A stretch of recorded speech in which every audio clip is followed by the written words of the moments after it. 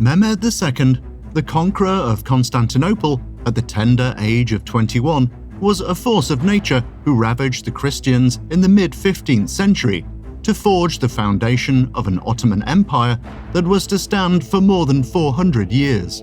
Mehmed was born on March 30th, 1432, in Edirne, which was the capital city of the Ottoman Empire. His father was the reigning Ottoman sultan Murad II, with his mother being a slave girl. When he was 11 years of age, Mehmed was sent off to Amasya in modern-day northern Turkey to undergo Islamic studies. The following year, Murad made peace with Hungary. He then abdicated his throne, handing it to his 12-year-old son, Mehmed. The peace that Mehmed's father had established didn't last. Within months, the Hungarians were violating the conditions of their treaty with the Ottomans. At the same time, the rulers of Venice, the Byzantine Empire, and the Pope in Rome all saw weakness in the ascension of a child to the Ottoman sultanship and were determined to take advantage of that weakness. When these forces marched against the Ottomans, it was realized that the pressures were too much for a young boy, and Mehmed was returned to the throne. The Ottoman army subsequently pushed back a combined Crusader army. During the late 1440s, Murad again attempted to abdicate in favor of his son, but once again, external pressure forced the Grand Vizier to recall the father to the throne. Finally, with Murad's death on February 3, 1451, Mehmed finally assumed the sultanship.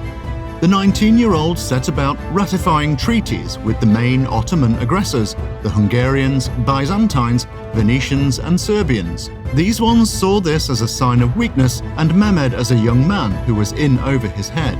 He would soon prove them wrong. Mehmed's acts of subservience to the Western powers was a deliberate act of deception. As he acted in concert with them, he was secretly building up his army for an invasion of Constantinople.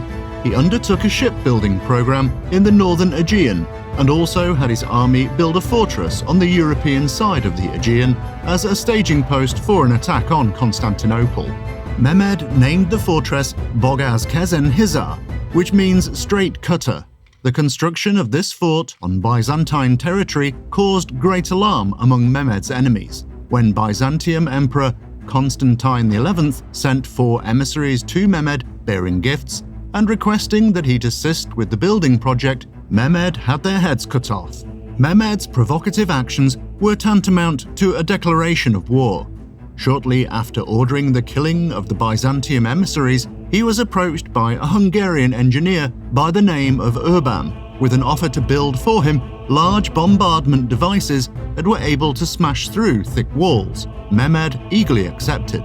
The new weapon was tested out at Rumeli Hisar on the banks of the Bosphorus River. Mehmed had issued orders that all ships of whatever origin that passed by were to stop for inspection by his navy. On the 25th of November, 1452, 3 Venetian ships en route to Constantinople attempted to run the Ottoman gauntlet. The big gun was unleashed, smashing into one of the ships. The sailors were fished from the river and summarily beheaded, with the captain being impaled on a stake. Mehmed now ordered even larger bombards made that could break through the walls of Constantinople. Meanwhile, he had built up his army to 80,000 men. This massive army dwarfed the Byzantium defenders by around 8-1. In addition, the Ottoman navy boasted 125 ships, 5 times more than the enemy. By early April 1453, Mehmed and his army were on the outskirts of Constantinople. His first move was to send an emissary in to demand surrender. Constantine refused the offer. Though heavily outnumbered, he chose to fight for the honor of his empire. Constantinople was surrounded by 14 miles of wall and 96 towers. The main defenses were an outer wall and a higher inner wall. The outer wall had a wide ditch in front of it to slow down attackers. 5 days into the siege, Mehmed ordered his largest gun fired at the walls of the city. It struck a partition of the wall at the Charisius Gate, crumbling it to pieces. That night, however, the wall was able to be repaired. The attackers were unable to break through and the siege dragged on.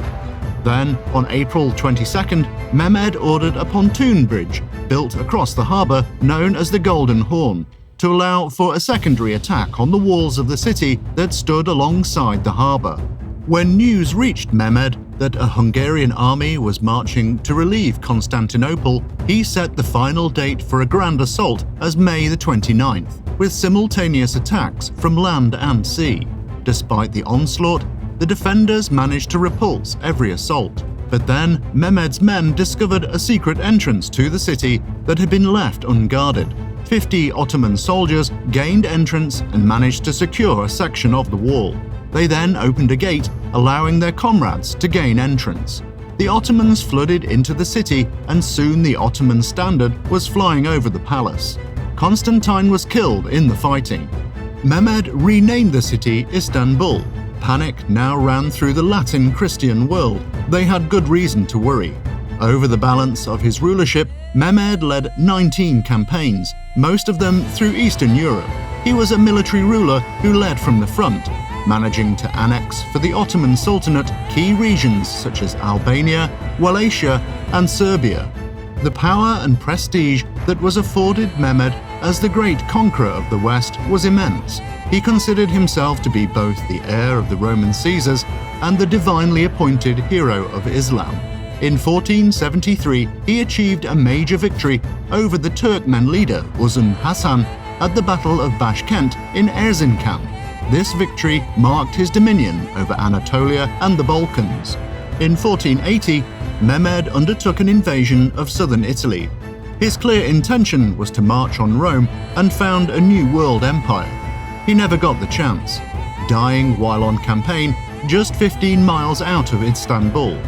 Though he had been suffering from gout for many years, many historians believe he was poisoned.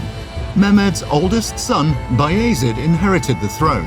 History remembers Mehmed as one of the most forward-thinking and open-minded of all the Ottoman rulers. Not only was he a military powerhouse, but under his influence, the arts, philosophy, architecture, astrology, and Muslim theology flourished. He personally left behind a large collection of poetry which showed the softer side of this great conqueror. If you enjoyed this video, hit the like button and subscribe. If you have any other suggestions for future topics you'd like us to cover, please leave a comment below. And we'll see you next time on History Junkie.